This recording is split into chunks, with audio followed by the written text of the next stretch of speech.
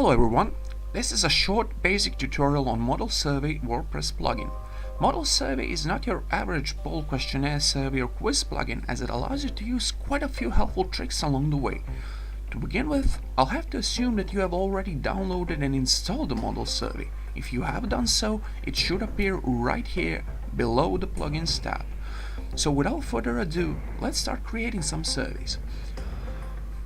We shall create our first survey called Demo Survey by typing its name into the box. After that is done, you'll be redirected to the Saved Survey sub-tab, where you'll spend most of your time customizing your new survey. Before we begin, however, let's take a look at default settings. If you scroll all the way down towards the bottom of the page, you'll see that there is a default question already waiting for you there. Now, this question can be fully customized or even replaced, but for starters, I'll just add additional answer, which should serve the purpose of this tutorial. Now, I'll move back towards the top of the page and customize the colors. You can choose pretty much any color you like, but in order to make this as simple and as readable, I'll choose these settings. Finally, I'll press the Play Survey button, which displays the survey, and as you can see, it looks something like this. Let us move on. This here is Global Survey tick box.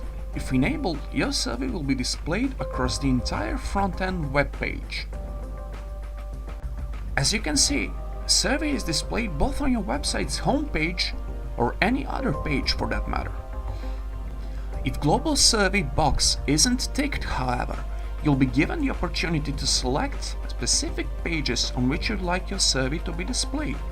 This is where shortcodes come in handy, but first, don't forget to update your survey as I have. Now, you'll find your survey's unique shortcode in top right corner of the Saved Survey sub-tab screen. This is where it is. In order to use it, you'll only have to copy the shortcode and paste it somewhere inside specific page's content. It doesn't really matter where you're going to do it. I, for myself, will go with this. After I've updated the page, let's take a look at the end result. You'll remember that the Global Survey tick box is disabled, hence our survey doesn't appear on the home page anymore. Instead, it is only being shown on the specifically selected page, here. Shortcodes can be used in a number of ways. If, for instance, you'd like your survey to be embedded inside the content, you only have to add style equals flat after shortcode's main body text.